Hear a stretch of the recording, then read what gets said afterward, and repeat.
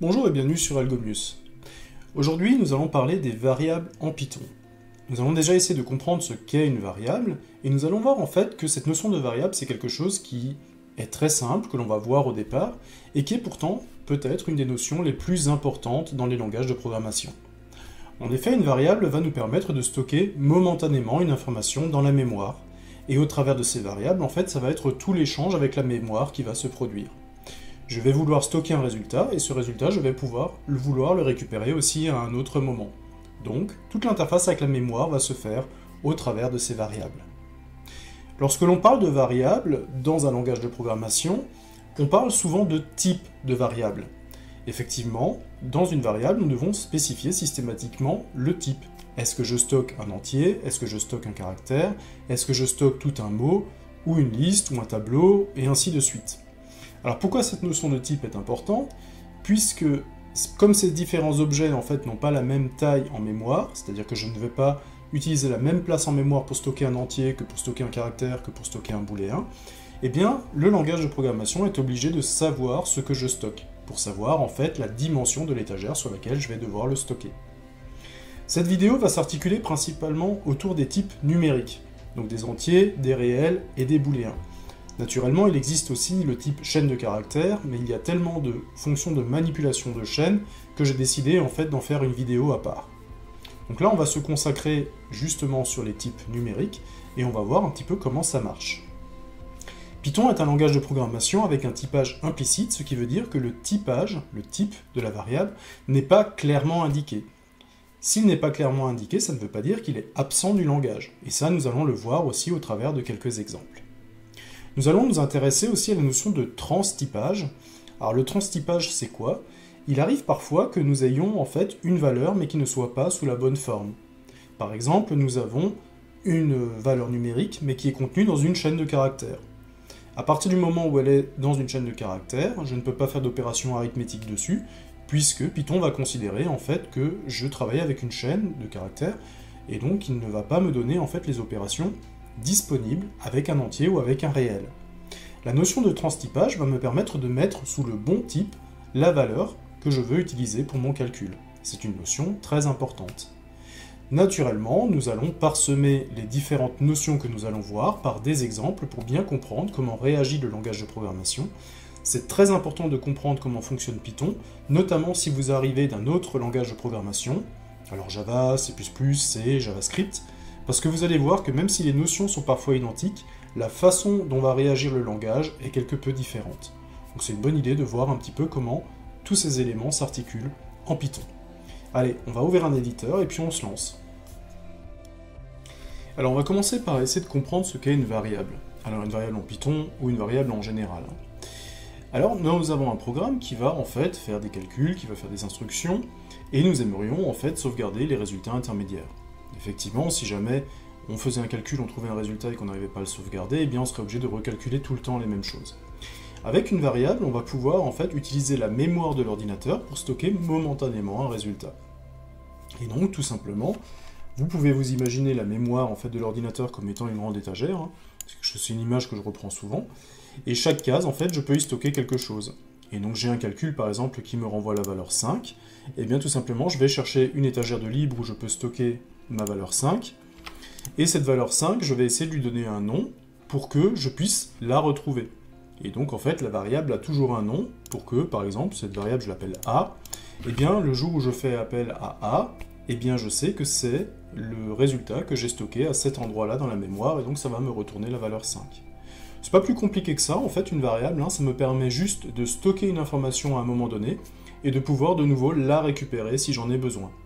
Et le mot de variable, justement, eh bien, me permet de dire que dans cet emplacement, je peux stocker à un moment donné une autre valeur. À un moment j'ai 5, si jamais j'arrive à vouloir stocker 7 dedans, eh bien je vais juste remplacer la valeur. Donc la valeur est variable. Hein. C'est pour ça que on retrouve ce nom-là. On va retrouver cette notion de variable aussi en opposition par rapport au terme constant. Constant, ça ressemble les constantes que vous pouvez retrouver dans les langages de programmation, ça ressemble à la notion de variable, sauf qu'à partir du moment où vous mettez une valeur dedans, eh bien vous n'avez plus le droit de la modifier pendant toute la durée du programme. Voilà. Donc, on va juste garder ça en mémoire. Une variable me permet de stocker dans la mémoire une information et de pouvoir la récupérer lorsque j'en ai besoin. Alors en Python, comment est-ce que ça fonctionne? En Python, eh bien, je vais tout simplement dire, voilà, si je veux affecter la valeur 5 à la variable a, je vais juste en fait écrire a égale 5. Alors si vous venez d'autres langages de programmation, comme par exemple le C, le C++ ou le Java, qui sont des langages de programmation avec un typage explicite, vous allez vous dire en fait qu'il manque quelque chose. Il manque le type de la variable. Je n'ai pas dit en fait si la variable stockait un entier, si elle stockait un réel, ou quelque chose dans ou n'importe quel autre type. Effectivement, Python, ça va de ce côté-là, ça va plus ressembler à des langages comme JavaScript, où vous allez en fait avoir ce que l'on appelle un typage implicite. Alors ça ne veut pas dire que le type n'existe pas, ça veut tout simplement dire que le type est déduit en fait de la valeur qu'on lui affecte. Si j'écris tout simplement a égale 5, eh bien 5, je sais que c'est un nombre entier. Et donc Python va déterminer que probablement si je veux stocker 5 dans a, c'est probablement l'entier 5 que je veux stocker. Voilà. Donc, j'ai aucun problème de ce côté-là. On verra qu'il y a quelques petites différences entre Python et les autres langages que vous pourriez connaître. Par exemple, le fait que la même variable, je puisse lui mettre, à un moment donné dans le programme, des données de type différent. Quand vous êtes en C ou en C++, une fois pour toutes, vous dites que votre variable est un entier. Et pendant toute la durée du programme, vous ne pourrez plus stocker que des entiers dans cette variable.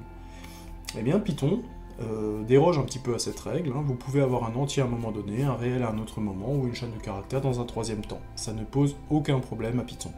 Donc, attention un petit peu aux habitudes que l'on pourrait avoir prises avec d'autres langages. Ok, ça marche. Alors, on va juste essayer de voir un peu que cette notion de type existe toujours. Et pour cela, je vais prendre en fait mon Visual Studio Code.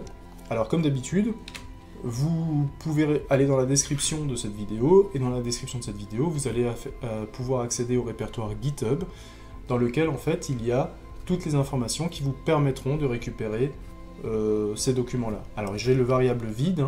Le variable vide, c'est tout simplement celui qui ne contient pas de code Python, et qui va nous permettre justement de pouvoir faire tout ça nous-mêmes.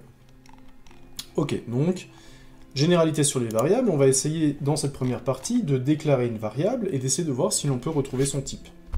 Ok, donc je reprends mon a qui est égal à 5, je lance, et effectivement, si j'affiche a, eh bien a aura la valeur 5. Ok. Est-ce que je peux récupérer le type de a? Alors effectivement, en Python, vous allez avoir une fonction qui s'appelle type, et qui va vous donner le type de ce qui est passé en paramètres. Et si je prends le type de a, je m'aperçois que c'est bien int. Alors moi, je lui ai pas dit que c'était un entier. Il l'a déduit. En fait, il l'a déduit tout simplement ici, à partir du 5. Mais si j'avais voulu, par exemple, que a soit un nombre réel, alors 5 est aussi un nombre réel, c'est un nombre entier, mais il fait aussi partie des réels. Comment est-ce que j'aurais pu faire? Eh bien, une des choses que j'aurais pu faire, c'est lui dire, au lieu de mettre 5 dedans, je vais mettre 5.0. Alors on est d'accord que mathématiquement, 5 et 5.0, c'est la même valeur. Mais le fait d'indiquer une valeur de séparation des décimales va faire comprendre à Python que si je veux mettre 5.0 dans A, c'est probablement que je veux stocker en fait un nombre réel. Et là vous voyez qu'il me dit float, donc il a bien compris que j'étais sur un nombre réel. Ok, ça marche. Donc après je peux stocker aussi quelque chose qui est vraiment un réel, genre 3.5, voilà, qui va aussi être un réel. Ok, ça marche. Alors, quelles sont les restrictions que l'on peut avoir sur les noms de variables? Alors, il n'y en a pas beaucoup.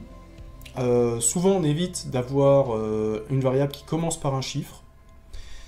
Alors, il y a des langages qui sont bloquants. Je ne sais plus si Python est bloquant là-dessus, mais on évite en fait d'avoir une variable qui commence par un chiffre ou qui ne soit constituée que de chiffres. Que de chiffres, le langage va simplement comprendre que vous avez un chiffre, et absolument un nombre, et absolument pas un nom de variable. Autre chose, vous ne pouvez pas utiliser un mot que Python connaît.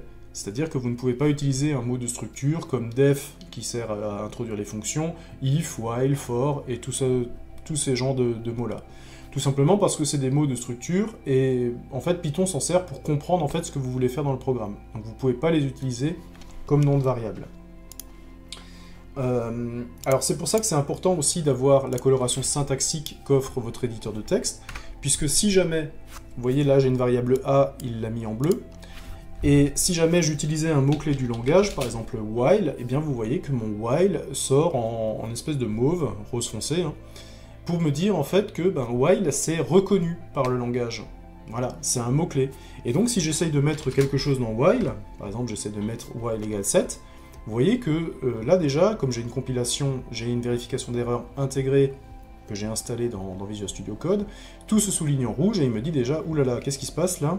Qu'est-ce que tu essayes de faire? Alors déjà il me dit qu'il manque les 2 points. Pourquoi? Parce que normalement une instruction while se termine toujours par 2 points, ce qui devrait déjà me mettre la puce à l'oreille que je n'ai pas le droit de faire ça. Et si jamais j'essaie de le lancer, eh bien vous voyez qu'il me dit syntaxe invalide, je peux pas mettre quelque chose dans while.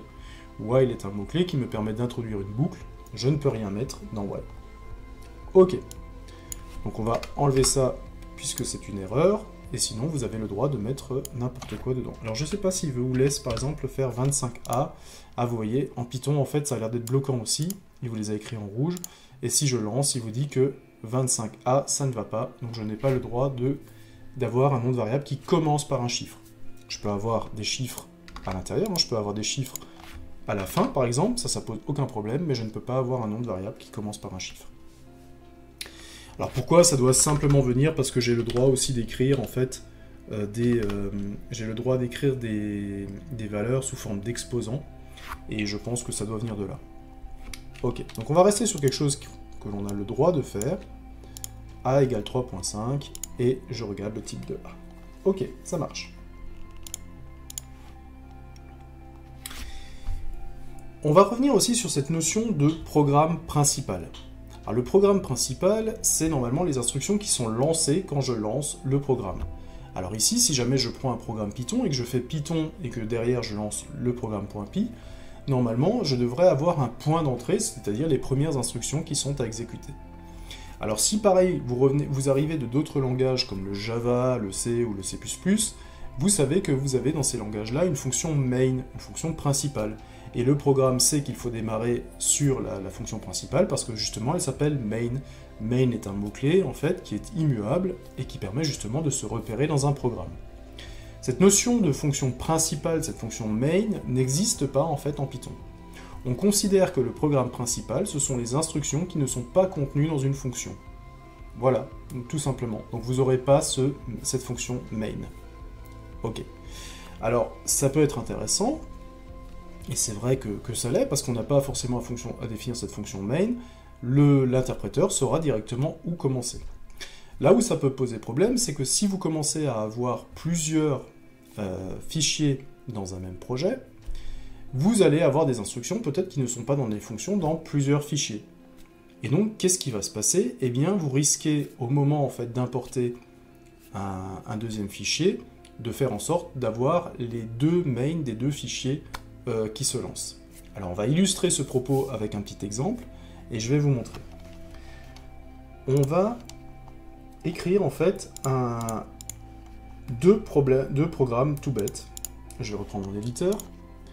Je vais créer un fichier bonjour.py et je vais créer un fichier qui s'appelle coucou.py.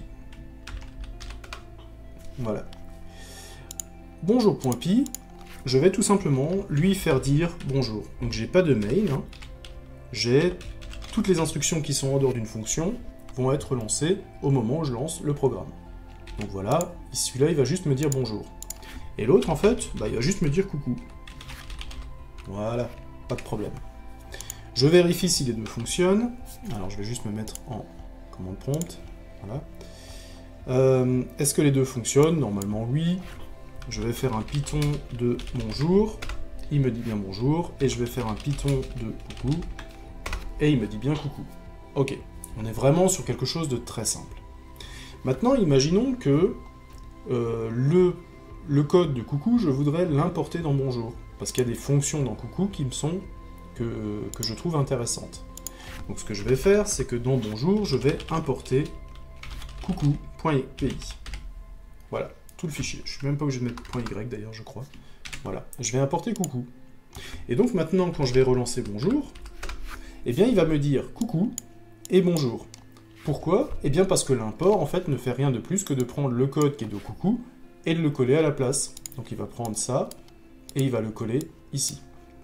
Mais moi, par exemple, ce qui m'aurait intéressé dans Coucou, c'est pas le programme principal, mais imaginons que là, j'ai des fonctions. Ici, j'ai des fonctions, et c'est des fonctions que je voulais récupérer. Et moi, je voulais pas, en fait, lancer ce qui est dans le programme principal de Coucou. Et bien là, en fait, Python nous propose quelque chose d'assez sympathique, et qui nous permet de dire, voilà, tu ne lances la fonction principale que si c'est le programme qui est appelé. C'est-à-dire, tu ne fais un print coucou que si on a vraiment demandé à lancer un Python sur coucou.py. Et si jamais je suis importé par un autre document, bah tu le fais pas. Et cette petite instruction, eh bien, elle s'écrit comme ça. Ça va donc être un if qui va regarder si le nom, c'est bien le main, c'est-à-dire si c'est bien la bonne instruction qui a été lancée. Et donc, on va juste faire ça, if name égale, alors égal, hein, c'est le signe de comparaison, d'égalité, et il y a deux égales, parce que un égal, c'est le signe d'affectation, hein, donc attention à ne pas se tromper là-dessus. Et je vais juste vérifier si c'est le main. Et là, on va avoir un comportement complètement différent. Voilà. On reviendra sur la structure de if plus tard. On consacrera toute une vidéo sur la structure de conditionnel si alors sinon. Mais dans l'idée, c'est quoi? C'est de dire, voilà, tu ne fais le print coucou que si coucou a été appelé. Et si jamais ça a été importé, bah tu ne l'écris pas. Ça veut dire quoi? Ça veut dire que si maintenant je fais un Python coucou, voilà, eh bien ça m'écrit coucou. Parfait. Mais si je fais un Python bonjour, eh bien ça ne m'écrit que bonjour. Coucou a bien été importé, mais comme c'est bonjour que je lance, eh bien la fonction main de coucou n'a pas été lancée. Et donc ça peut être très intéressant de savoir ce genre de choses, et ça permet, quand vous avez des projets assez complexes où les fichiers s'importent les uns les autres, eh bien vous pouvez avoir en fait des fonctions principales qui ne sont pas appelées. On pourrait très bien imaginer que dans la fonction principale de coucou, j'ai du code qui me permet de tester les différentes fonctions, et le jour où on importe ces fonctions-là, eh bien en fait, j'ai pas besoin de les tester, donc en fait ce code n'est pas repris au moment de l'import. Voilà, ça peut être intéressant aussi de savoir ce genre de choses. On va maintenant revenir un petit peu sur les variables et on va s'occuper des types numériques. Alors, on a vu que les types n'étaient pas exprimés explicitement, c'est-à-dire je ne dis pas qu'une variable est de type int ou float ou double ou ainsi de suite, mais ils sont bien présents et ça on l'a vu en fait avec la fonction type. Et donc si jamais on prend le temps maintenant de déclarer trois variables et d'y affecter trois types de données, alors j'ai considéré que les booléens étaient aussi des valeurs numériques, hein, puisque c'est dans la plupart des langages, les booléens en fait ne sont simplement codés en numérique derrière. On va essayer de déclarer des entiers, des réels et des booléens, et on va essayer de voir le type de chacune de ces variables pour les visualiser. Alors je vous propose encore une fois de reprendre notre Jupyter Notebook, et d'essayer de voir un petit peu comment tout ça fonctionne. Alors le Jupyter il est là, ok. Et donc je vais déclarer tout simplement, la première va contenir un entier, la deuxième va contenir un réel, et la troisième va contenir un booléen. Donc attention, hein, ça c'est les booléens, suivant les langages que vous utilisez, il n'y a pas forcément de règle sur la majuscule. En Python, le true et le false d'un booléen doivent avoir une majuscule. Vous voyez qu'avec true majuscule, il est en bleu foncé. Si je mets true minuscule, vous voyez qu'il reste en blanc et qu'il me dit « je ne connais pas cette valeur ». En JavaScript, par exemple, le true et le false, il me semble que c'est avec une minuscule. Donc attention, encore une fois, aux spécificités du langage. Et donc, ce que je vais tout simplement faire en bas, je vais faire type A, je vais afficher le type A, je vais afficher le type de B, virgule, et je vais afficher le type de C, juste pour me rendre compte, en fait, que, effectivement, eh bien, j'ai plus besoin de mon compilateur, hein, je vais le baisser un peu. Je m'aperçois effectivement que le premier est un entier, le deuxième est un float, donc réel, le troisième est un booléen. Donc, en fonction des valeurs que je mets à l'intérieur de mes variables, je n'ai aucun problème, Python n'a aucune ambiguïté pour savoir en fait à quoi correspondent chacune de ces variables.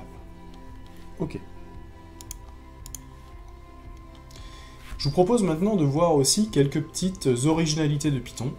Alors c'est quelque chose, je pense pas l'avoir vu dans d'autres langages de programmation, c'est pour ça que c'est intéressant de vous en parler. Python va amener en fait beaucoup de facilité au niveau de la syntaxe. C'est-à-dire qu'il va vous permettre en fait d'utiliser des syntaxes très courtes, très raccourcies, qui vous permettent en fait de faire énormément de choses en une fois. L'opérateur d'affectation, donc le égal, lui déjà en fait va vous permettre de faire plusieurs choses. Vous allez pouvoir faire une affectation multiple, c'est-à-dire que vous allez pouvoir donner 3 noms de variables séparés par des virgules, égales avec 3 valeurs derrière, et chaque variable va prendre sa valeur qui correspond. Donc ça c'est quelque chose de très intéressant. Ça fonctionne avec l'affectation, ça fonctionne aussi avec le retour d'une fonction. Là aussi on verra au moment des fonctions que si jamais vous retournez plusieurs valeurs séparées par des virgules, vous allez pouvoir récupérer plusieurs valeurs. Ça fait aussi quelque chose qui est assez propre à Python, puisque c'est quelque chose que vous ne pouvez pas faire par exemple en C ou en C++, où vous ne pouvez renvoyer qu'une seule valeur. Si vous voulez renvoyer plusieurs valeurs, il va falloir faire des passages par adresse au niveau des paramètres. Autre chose, dans la plupart des langages de programmation, on recourt à une fonction swap pour échanger la valeur de deux variables. Vous avez A qui vaut 5, B qui vaut 3, je veux échanger les deux valeurs, eh bien je dois passer par une fonction swap. Ici aussi, en fait, Python nous propose en fait une écriture très simplifiée. Je peux mettre V1, V2 égale V2 égale V1, vous voyez que j'ai inversé les deux variables, et Python en fait va m'échanger les valeurs des deux variables. Ça peut être très intéressant et ça s'écrit très vite. Et enfin, si jamais vous voulez initialiser plein de variables à 0, vous avez aussi une possibilité de faire une affectation multiple avec une valeur identique. Pour cela, en fait, vous prenez simplement vos valeurs, vous mettez des égales entre vos valeurs, et à la fin, vous spécifiez la valeur que vous voulez mettre dans chacune de ces variables. Alors là aussi, on va essayer de voir un petit peu au travers de quelques exemples comment tout ça, ça fonctionne.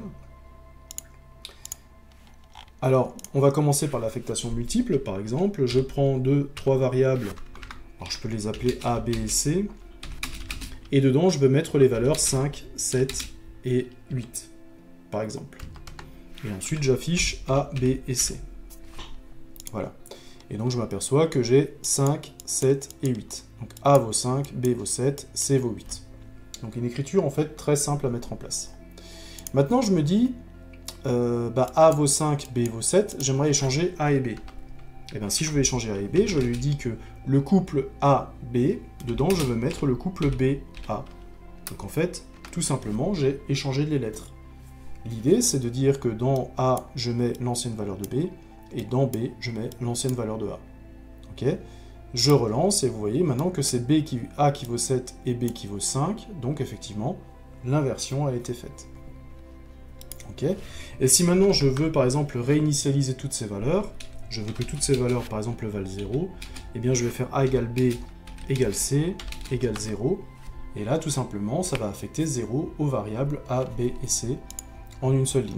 Donc ça peut être très intéressant lorsque vous travaillez, par exemple, sur des boucles et vous voulez initialiser plein de valeurs à 0, plein de compteurs, des compteurs qui doivent compter des choses différentes, et bien, en fait, avec cette écriture, vous les initialisez une fois pour toutes. Donc ça, c'est des choses, des petits raccourcis qui sont très intéressantes en Python et qui vous permettent en fait de coder très rapidement. Et en plus, ça reste plutôt lisible. Quand vous êtes un petit peu familiarisé avec ce genre d'opération, ça reste très lisible et le programme reste donc compréhensible. Il n'est pas surchargé en fait d'éléments compliqués à comprendre. Voilà. Donc voilà pour les opérateurs d'affectation. Ok. Alors on va juste rester un petit peu sur les entiers en particulier. Et pareil, si vous venez d'autres langages de programmation comme le C, le C++ ou le Java, vous savez en fait qu'il n'y a pas qu'un seul type d'entier. Vous avez par exemple les short, vous avez les int, vous avez les long int, vous avez les long, et en fait, chaque type en fait va augmenter la précision de l'entier. Et donc l'idée c'est que le C et le C++ vous permettent justement de dire, voilà, si j'ai pas besoin d'un entier très grand, je vais le stocker sur un octet, si j'ai besoin de plus grand, je vais le stocker sur 2 octets, 4 octets, et ainsi de suite. Alors ça, on n'a pas en Python, puisque vous voyez qu'on ne spécifie pas le type, donc on n'a pas plusieurs types d'entiers. Alors comment ça marche ? Eh bien, en fait, on va se rendre compte que le type entier de Python n'a rien à voir avec le type entier que l'on pourrait retrouver en C ou en C++. Un entier en Python, eh bien, on ne perd jamais de chiffres significatifs. Alors qu'est-ce que j'entends par là ? Eh bien, j'entends par là, par exemple, que si jamais on prend... Alors, je vais reprendre mon Visual Studio Code. Hop. Pour les nombres entiers. Imaginons, par exemple, que je mette A égale... Voilà. Donc là, je mets un nombre très très long. Ok. Donc, qui dépasserait la capacité, par exemple, de ce que je peux faire en C++. Ça pose aucun problème à Python, hein, si je lui demande de l'afficher. Vous voyez, en fait, qu'il n'a rien perdu en précision. Alors, comment ça marche? Est-ce que Python est forcément un langage qui est meilleur que le C++ grâce à ça? Alors non. C'est juste tout simplement que l'entier, en fait, dans Python n'est pas défini de la même manière qu'en C++. Et, alors je sais plus, je crois qu'il est traité un petit peu comme une chaîne de caractères, jusqu'à ce qu'on veuille faire une opération dessus. Et donc, en fait, on va garder, on ne perd jamais de chiffres significatifs. On ne boucle jamais, on ne fait jamais le tour, et ainsi de suite. Par contre, ça a effectivement une contrepartie, c'est que les opérations en Python sont souvent plus longues à cause de ça.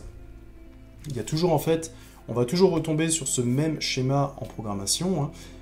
Plus vous allez utiliser de précision de mémoire, en fait, plus vous allez sacrifier le temps. Hein. On ne peut pas avoir les deux, et c'est pour ça, en fait, que les langages se complètent l'un l'autre. Hein. C'est pour ça que vous allez retrouver le C plutôt en programmation embarquée, et que vous allez retrouver plutôt le Python en calcul scientifique. Là où vous avez besoin de précision, et où vous pouvez sacrifier un petit peu de temps. Voilà. Donc gardez juste à l'esprit, en fait, que vous ne perdez jamais de nombre significatif avec un entier en Python, mais que la contrepartie, c'est effectivement que vous êtes un peu plus lent sur les calculs. Et c'est pour cette raison aussi que la plupart des bibliothèques de calcul scientifique en Python, eh bien, elles sont écrites en C ou en C++. Ok. Alors, qu'est-ce qu'on peut faire comme opération sur ces nombres? On va juste regarder les opérations de base, mais quelque chose qui va nous intéresser, c'est effectivement le résultat. Alors, si par exemple je prends deux entiers A et B, par exemple je prends A et B, voilà, donc A égale 2, B égale 3, et je vais calculer un résultat, et je mets par exemple A plus B. Voilà. Ok. Et ce que j'aimerais faire ensuite, c'est tout simplement afficher mon résultat. Et je vais afficher res, et ce que je vais aussi afficher, c'est le type de res. Voilà. Quel est le type de résultat? Parce qu'effectivement, là, on avait vu que si je mets 2 dans A, eh bien A devenait une variable entière qui contient 2. Si je mets 3 dans B, B devient une variable entière qui contient 3. Là, j'ai A plus B, de quel type va être mon résultat? Eh bien, là aussi, vous voyez que le résultat est bien de 5, donc l'opération a bien été faite. Et ce qui peut être intéressant, c'est qu'on voit qu'il arrive à déterminer que quand j'additionne deux entiers, eh bien je m'attends à ce que le résultat soit lui aussi entier. Donc là, cette fois-ci, il a déduit le type de l'opération et des opérandes que j'ai utilisées. Donc en fait, il va garder une certaine logique. Hein. Si j'additionne deux entiers, bah, probablement que le résultat que je veux doit rester entier. Alors on peut faire d'autres éléments, hein. On peut faire A moins B par exemple, ça ne pose aucun problème, voilà, j'arrive à moins 1. On arrive maintenant aussi à des signes de... Alors la multiplication ne pose absolument aucun problème non plus, voilà. Et on va arriver par exemple au signe de division. Alors le signe de division, eh bien normalement, si je fais une division de A par B, donc là je divise A par 3, 2 par 3, normalement je devrais arriver sur un nombre à virgule. Et là vous voyez qu'au niveau de la division, eh bien la règle a un petit peu changé, mais comme j'arrive en fait sur A divisé par B, 2 divisé par 3 n'est plus un nombre entier, mais est un nombre à virgule, eh bien vous voyez que le type de résultat, lui, est automatiquement passé à float, donc réel, et donc en fait il est arrivé, on est arrivé en fait à toujours sauvegarder le titre, le type, qui nous permet en fait de ne pas perdre en précision. Donc là il y a une conversion qui a été faite. Alors, on a deux signes de division en Python. Là, on a la division décimale, enfin, qui nous donne un nombre avec des valeurs décimales. Si jamais on veut faire une division euclidienne, c'est-à-dire que l'on veut avoir le résultat en entier et avoir un reste, eh bien la division euclidienne, on va simplement avoir deux barres. Hein. Là, je vais avoir un résultat 0. Pourquoi? Parce que 2 divisé par 3, ça fait 0, reste 2. Et donc là, j'ai que le 0 pour l'instant. Et si je veux le reste, eh bien le reste est obtenu par un signe qu'on appelle modulo. Et là, j'obtiens le 2, donc le reste de la division entière. Donc si je pose ma division euclidienne, de 2 par 3, je vais avoir un résultat de 0 reste 2. Et si jamais je veux les deux informations en entier, je peux utiliser une fonction qui s'appelle divMod. Alors divMod, c'est une fonction auquel je donne a et b. Il va me faire la division de a par b, et il va me retourner le résultat et le reste. Et donc, si jamais je veux récupérer le reste, j'ai juste à l'afficher ici, reste.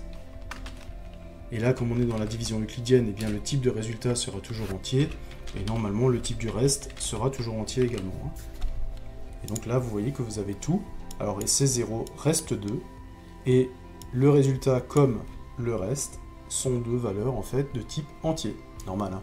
Les résultats d'une division euclidienne sont entiers. Ok. Voilà un petit peu ce que l'on peut faire au niveau des nombres entiers, donc sur les opérations de base. Petit à petit, quand les prochaines vidéos qui introduiront de nouvelles notions vont aussi nous permettre d'aborder d'autres résultats et d'autres opérateurs naturellement. Ça marche. Donc, ce qui est intéressant à retenir, c'est que le résultat d'une opération a lui-même un type, et il est souvent déduit en fait de l'opération qui est effectuée et des opérateurs, et on a vu que effectivement, on ne voulait pas perdre en fait de parties significatives. Alors, c'est pareil pour les réels, sauf que cette fois-ci, pour les réels, et ça on l'a vu dans la partie algorithmie, eh bien on sait que les réels, ça pose un problème à l'ordinateur, puisque l'ordinateur ne sait gérer que des nombres entiers. Comme l'ordinateur en fait gère l'information par signaux électriques, eh bien il a du mal à se représenter autre chose que des nombres entiers, et là les nombres à virgule, on rentre dedans directement. Et donc les nombres à virgule sont souvent récupérés en fait sous forme de nombres entiers, c'est-à-dire qu'on va garder les chiffres significatifs en partie entière, on va garder le nombre de décalages de virgule que l'on doit faire pour obtenir le nombre à virgule, et on peut encore garder en fait un chiffre pour le signe. Et là, cette fois-ci, eh bien, quand vous partez sur des floats, des réels, eh bien, cette fois-ci, on va s'apercevoir que par rapport aux entiers, vous allez perdre en précision, puisque la précision qui est utilisée en Python pour les nombres réels est équivalente à celle du double en C. Donc là, effectivement, à un moment donné, vous allez avoir un arrondi, vous allez avoir une perte de précision. Et donc le Python ici revient sur exactement les mêmes contraintes que le C. Alors là aussi, Python va vous amener quelques petites possibilités assez sympathiques pour pallier à ce problème. Il y a des classes qui sont mises en place. Python est un langage de programmation orienté objet, donc vous pouvez utiliser des classes ou définir des types qui viendraient à vous manquer.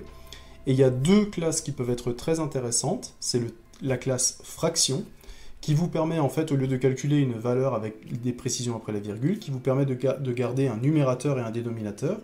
Comme ce numérateur et ce dénominateur sont entiers, et que sur les entiers on a vu qu'il n'y avait pas de limite de précision, eh bien en fait on peut les garder les plus longtemps possible sous le format fraction. On a aussi une classe décimale qui permet en fait à l'utilisateur de définir lui-même la précision que l'on peut avoir sur un nombre après la virgule. Voilà. Là aussi, il n'y a pas de grande différence par rapport à ce que l'on a pu voir avec les nombres entiers. La grande différence venant du fait que, effectivement, cette fois-ci, si vous partez... Alors, je vais reprendre un petit peu ce que j'avais vu avec les entiers. Si on part cette fois-ci avec des nombres à virgule, genre, je sais pas, 2.5 et 3.6, par exemple. Voilà. On va arriver sur exactement la même chose. Alors, divMod, ça va toujours fonctionner. Mais j'aimerais bien rester sur des opérations simples à la base. Donc si jamais je fais A plus B qui est ici, ça on va peut-être pas le remettre, et que je regarde le type de résultat, et bien en fait on va s'apercevoir que Python est assez cohérent avec lui-même, c'est-à-dire que si j'ai A et B qui sont deux opérandes décimales, avec des valeurs réelles, et bien quand j'en fais la somme, le résultat, lui, il va se mettre aussi directement en float, en réel. Encore une fois, dans le souci de ne jamais perdre la précision.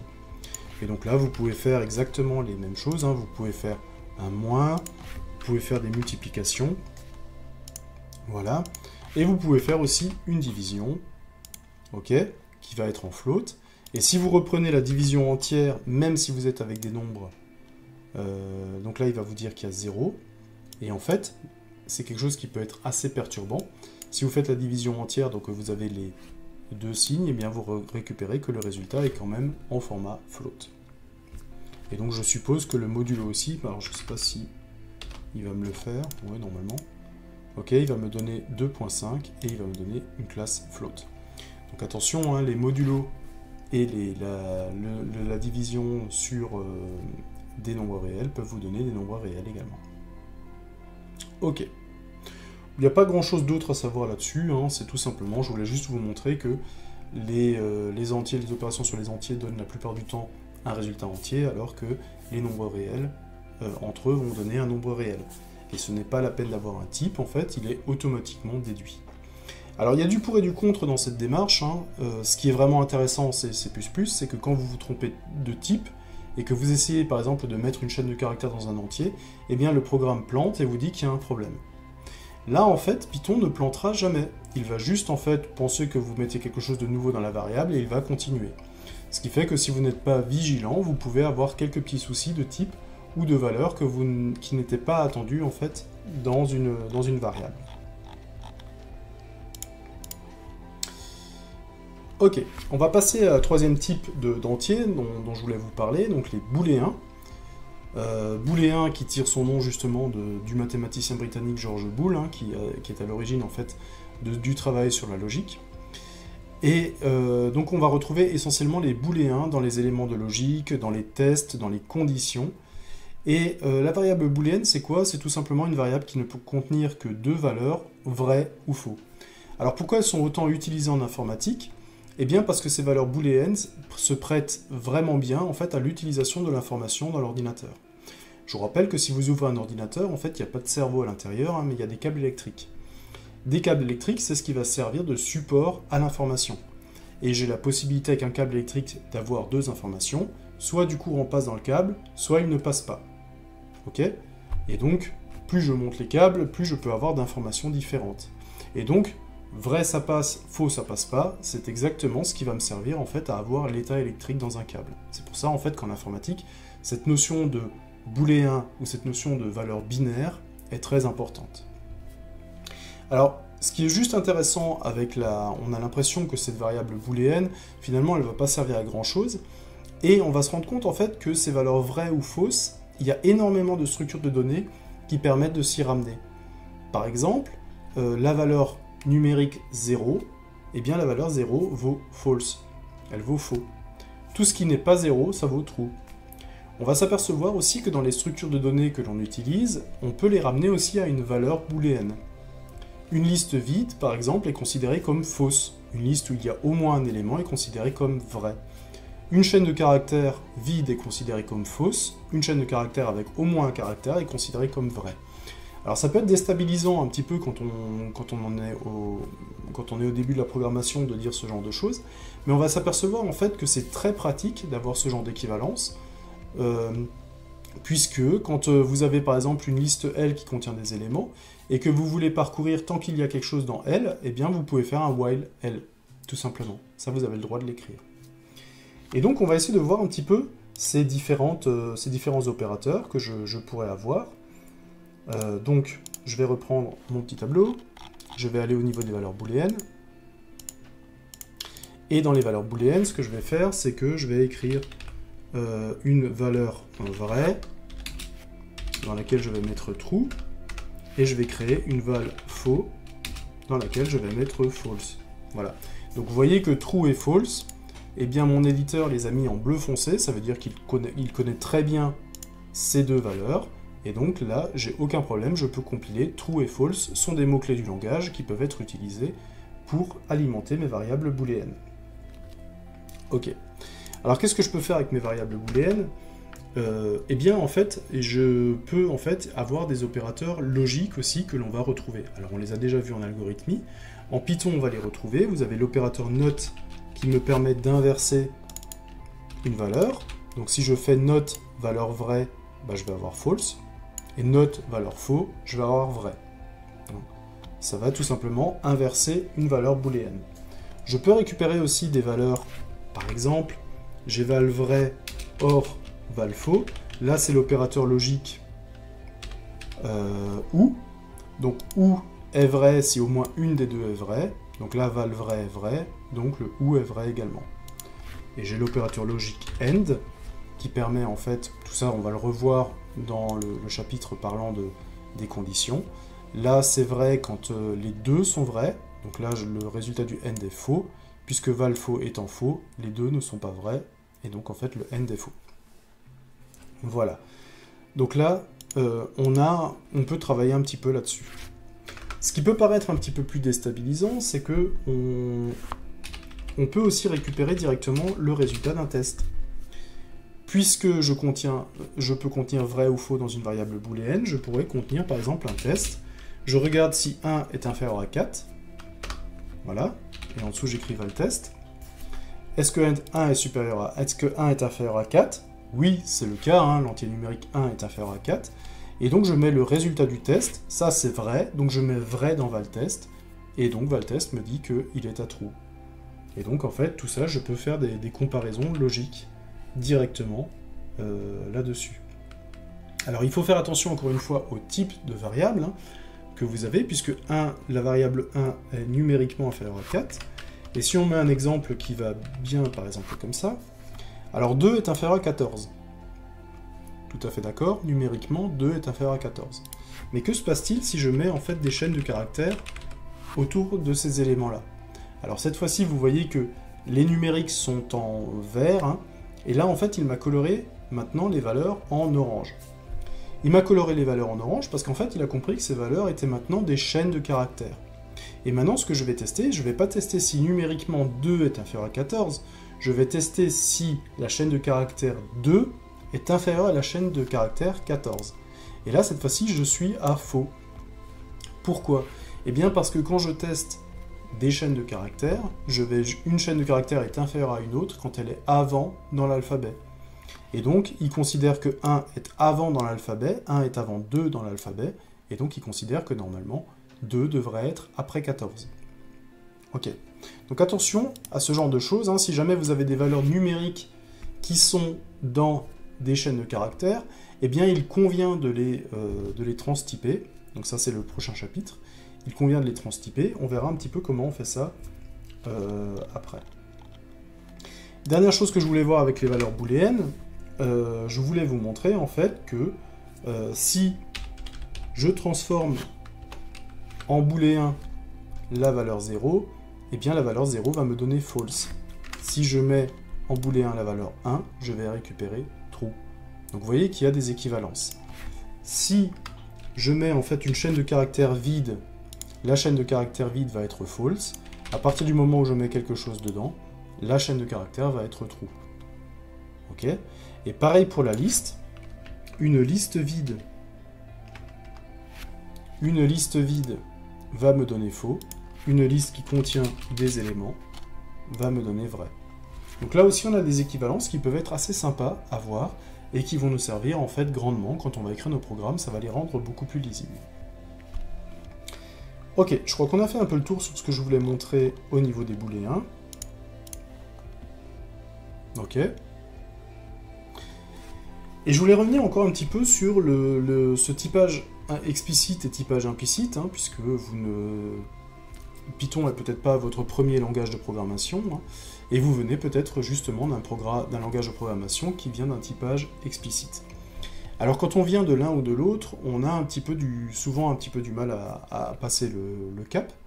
Quand vous venez du C, par exemple, eh bien, quand vous déclarez une variable, vous devez préciser le type de la variable. Hein.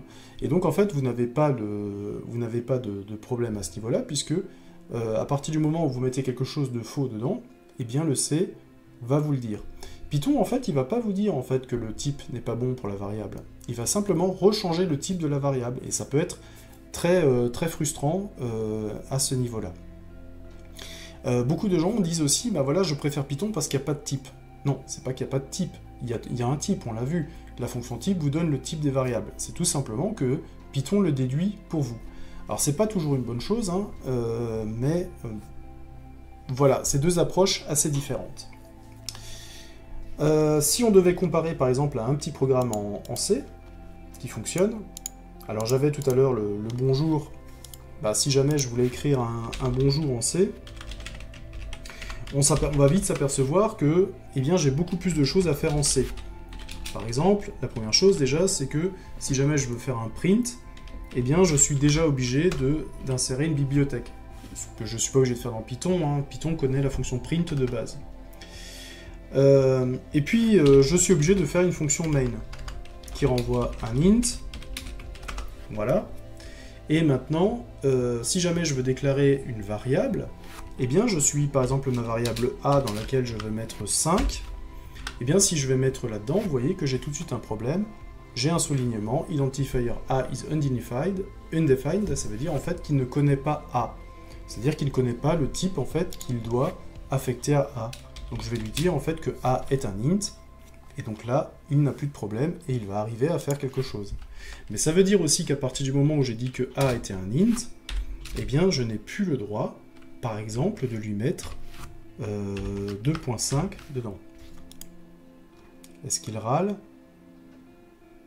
Ou est-ce qu'il fait un cast automatique? On va voir. Donc je vais juste afficher la valeur décimale de A.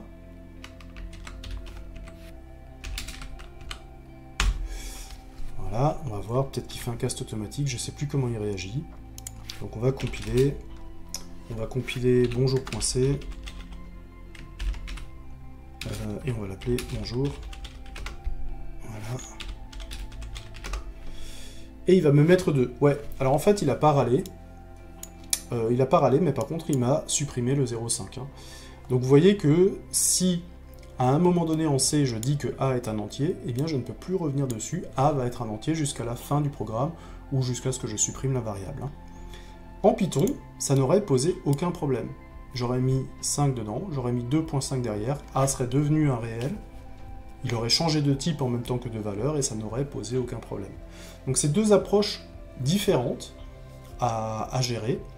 Alors on a toujours un petit peu tendance à rester sur à trouver génial en fait l'approche avec laquelle on a appris à programmer. Voilà. Avec Python, vous allez pouvoir faire des choses beaucoup plus rapidement, la syntaxe va être beaucoup plus synthétique, mais c'est à vous en fait de gérer ce problème de type. Ne pensez pas en fait qu'il n'y a pas de type et que vous n'avez pas à vous en soucier. Si, il y en a un, et vous avez à vous en soucier, surtout si vous faites du calcul scientifique. Ok. Ça marche. Donc on a vu en fait que c'est pas parce que le type n'est pas précisé, n'est pas explicite en Python qu'il n'y a pas de type. Ça, la fonction type nous le fait savoir. On va parler un petit peu maintenant de transtypage, puisqu'on avait soulevé un petit problème qui était assez embêtant, qui était de dire, voilà, si je me retrouve avec une valeur numérique qui sont comprises dans des chaînes de caractères, je vais comparer les chaînes entre elles. Et moi, par exemple, ce que j'aurais voulu, c'est pas comparer les chaînes entre elles, mais j'aurais voulu comparer les valeurs numériques contenues dans les chaînes de caractères. Et bien là, on va pouvoir faire appel à ce que l'on appelle du transtypage. Le transtypage, c'est une façon en fait de partir d'un type et d'en arriver à un autre. Alors c'est pas toujours possible, hein, il faut que la donnée soit au bon format, mais on va essayer de comprendre un petit peu comment ça marche. Et les fonctions de transtypage, eh bien tout simplement, c'est des fonctions qui vont reprendre le nom du type dans lequel on veut migrer. La fonction int, par exemple, va prendre en paramètre quelque chose et essayer de le transformer en int. Alors c'est pas toujours possible, hein, si votre chaîne de caractères contient des lettres, à aucun moment donné je pourrais le transformer en int. Pareil pour float, pareil pour bool. Alors pourquoi c'est intéressant? On va se rendre compte en fait que souvent on va récupérer des données sous forme de chaînes de caractères, notamment avec la fonction input. La fonction input permet à l'utilisateur de saisir quelque chose, mais ce qui est retourné est toujours retourné sous forme de chaîne de caractères, pour ne perdre aucun caractère.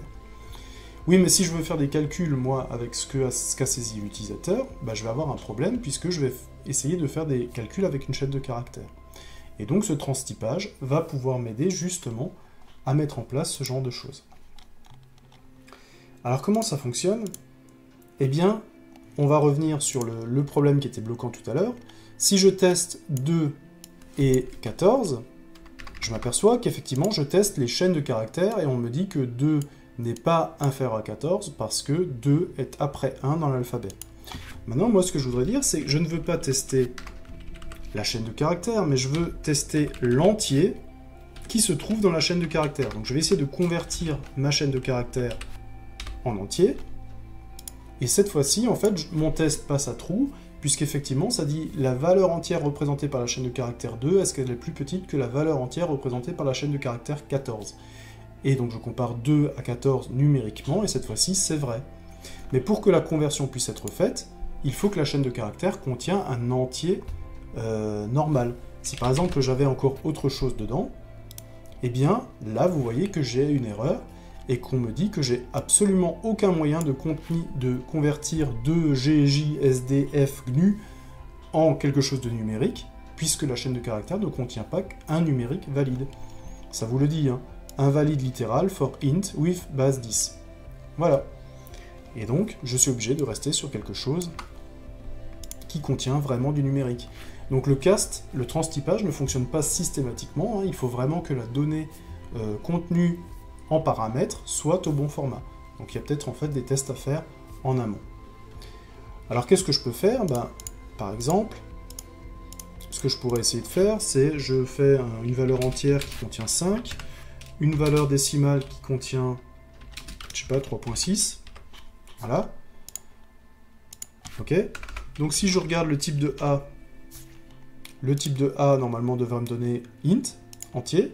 Mais si je regarde le type de A que j'ai transformé en float, cette fois-ci, non, il manque une parenthèse, voilà, j'ai cette fois-ci un float. Et si je prends la conversion float de A, eh bien je vais récupérer avec 5.0. Vous voyez en fait, hein. Là je suis parti de A égale 5, et sa représentation en termes de réel me donne 5.0. Je peux faire la même chose avec B. B contient 3.6, mais si je transforme B en int, voilà, le type va être int, et si je prends la représentation entière de B, eh bien je vais avoir 3, toute la partie décimale sera perdue. Et donc comme ça, je vais pouvoir en fait passer d'un type à un autre. Donc ça c'est très intéressant, puisque ça me permet de mettre exactement les valeurs au bon format, exactement comme je les attends. Ok, pour le transtypage, on est bon.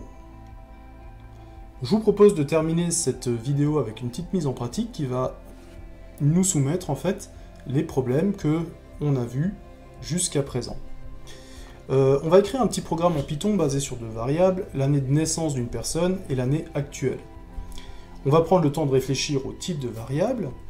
Alors là, on est sur 2 années, donc l'année, c'est de l'entier, hein. C'est pas du décimal, c'est pas de la chaîne de caractères.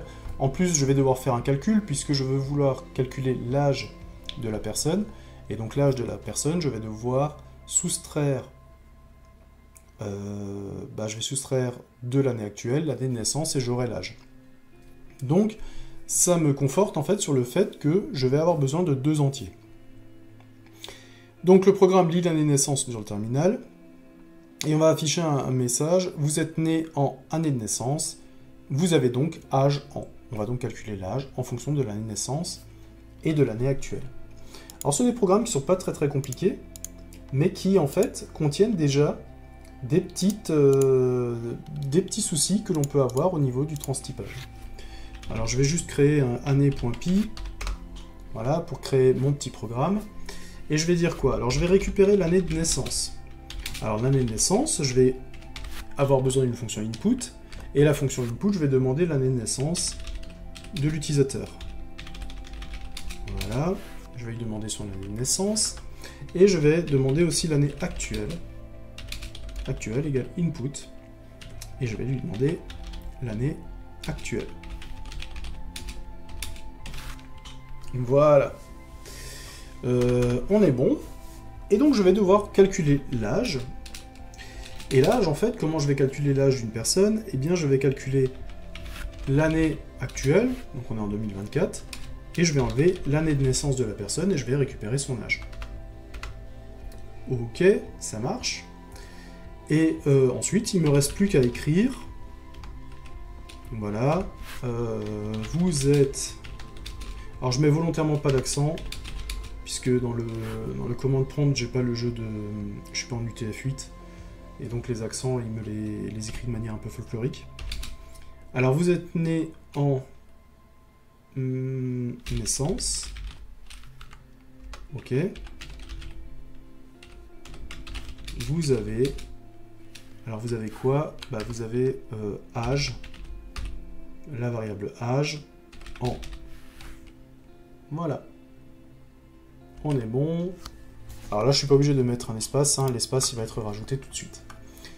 Ce programme est faux. Vous pouvez essayer de regarder un petit peu pourquoi, essayer de comprendre. Et si jamais vous ne voyez pas où il est faux, eh bien on va le lancer, et on va essayer de voir ce qui ne va pas.